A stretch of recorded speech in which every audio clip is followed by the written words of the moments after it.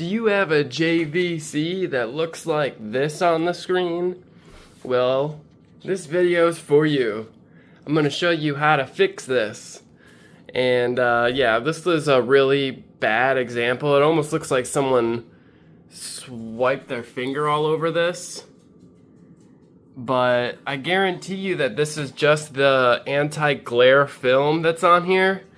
And so we need to open this up and peel the film off of this tube.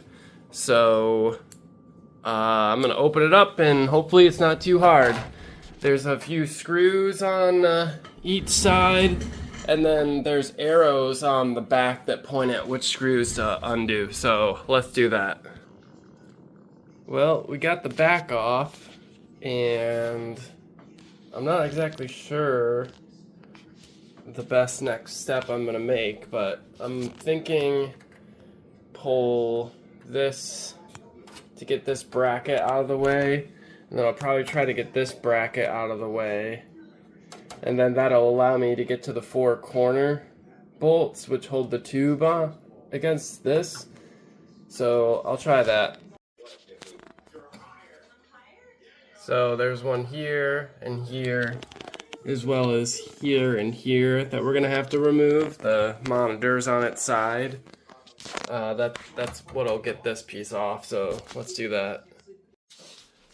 Alright, so I removed these screws, I undid this piece here, which holds this together, and now what I'm gonna try to do is remove this whole board. You can see it's loose now, so I undid the yoke, I undid the DGOS, which was plugged in right here, and I undid a ground, which was hooked in to the neck board. And at this point, I'm thinking the whole board was gonna slide out now, so let me try. Alright, so you can see I got the whole board assembly out from the tube now. And just to make something else really clear is there were some connections here. These, which connect up here, so you have to make sure you unplug these too.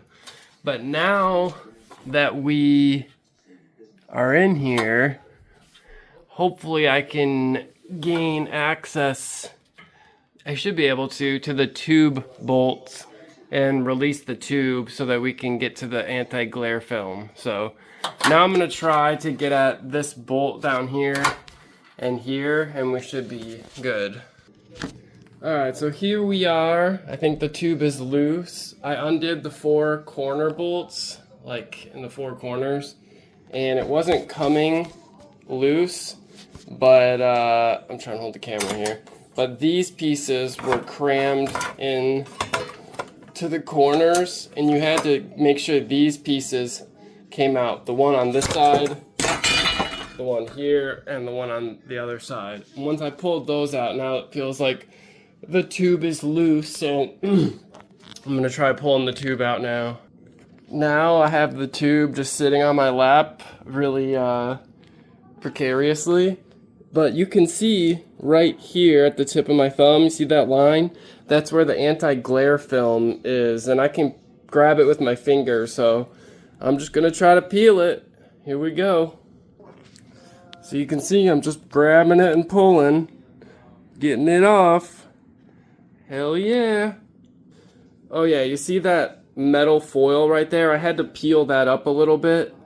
It's over top the film, so I had to peel that up. Alright, now what I'm doing is putting the tube back in, and what I'm finding really difficult is you have to lay the tube down first and then put this bracket back in place. And it's really tough to get the bracket to line up where it's supposed to go. So I was kind of like holding the tube up with my fingers and shimmying this bracket where it needs to go. This one's in, which you can see it lines up here and the hole down there, and there's 2 holes here. So now I have to try to do it on this side. It's gonna be tough. Alright, I got the bracket in place. Now I'm gonna drive the 4 main screws into the 4 corners, and from there it should be pretty easy just reversing everything. After you get your tube in, don't forget to drive in these 4 screws on the bottom. Alright, so here's our first look at the front. Damn, there's a little bit in the corner here. I guess I should have got that off while I had the tube out, because I can scratch this off, this little bit of remaining, but you can see there's no more scratches on the tube. Woo! Super excited. I guess that's something you should watch out for. If you have the tube out, make sure you clean everything off of it first, because I was thinking I could clean this all off once I got the tube in, but there's a little bit behind the edge here. I'll be alright. And here's what it looks like with two of the same monitors, one with the anti-glare film removed. The other one still has the anti-glare film on it. You can see the other one has that issue of like lots of scratches, but super big difference here. The top one is totally scratch free. There's just a couple little marks, I think, from where I left the stickiness of the anti-glare film on it, but so here's two of the same monitor stacked on top of each other. The one on the top has had the anti-glare film removed.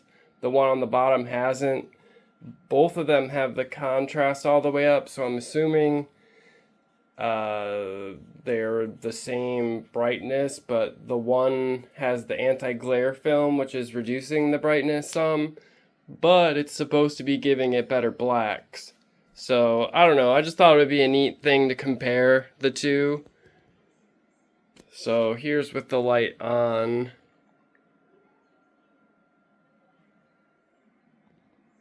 It doesn't look crazy different to me like I thought it would, one on top of the other.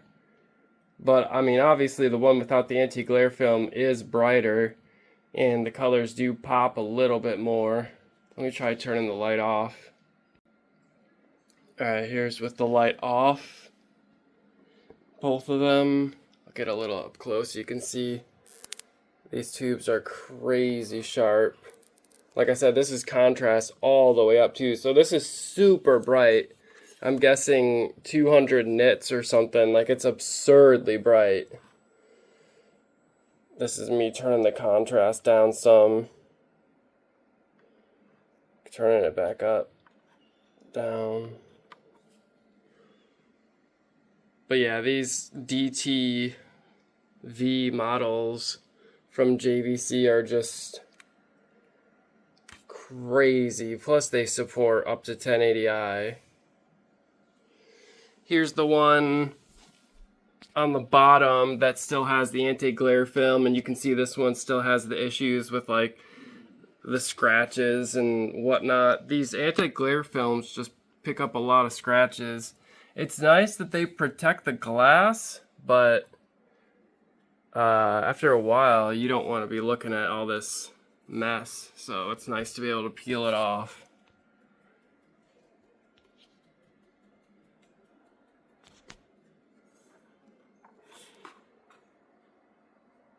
Yeah, pretty insane.